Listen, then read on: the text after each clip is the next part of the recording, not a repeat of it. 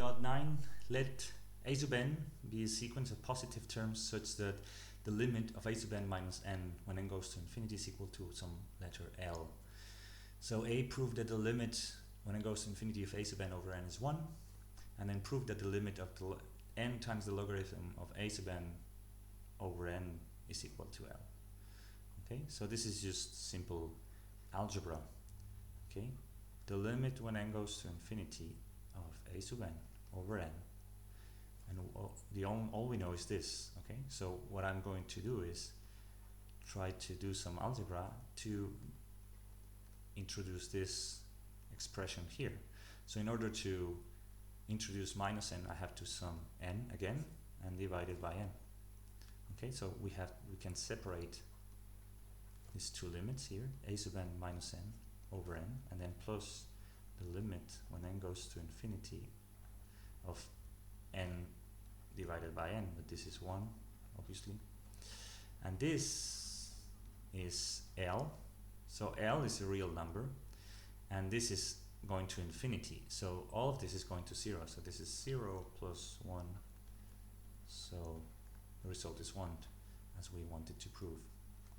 And then for B, we have the limit when n goes to infinity of n times the logarithm of a sub n over n.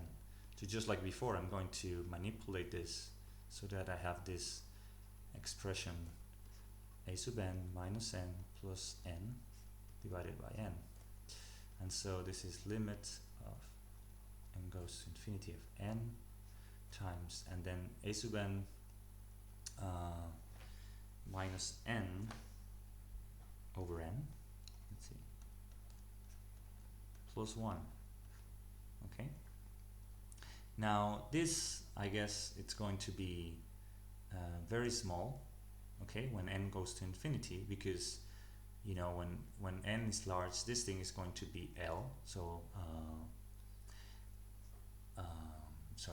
very small number. Okay, sorry, no, not a very small number, but a positive number, and n is going to infinity, so this is going to 0. Sorry, so this is the logarithm of this. Okay, so we know that the logarithm of 1 plus a small number is asymptotically equivalent to that small number. Okay, so this is the same as n goes to infinity of n times, and the small number here is a sub n minus n over n. But n and n cancel each other out, and we have the limit when n goes to infinity of a sub n minus n. But we know this is L, which is what we wanted to prove.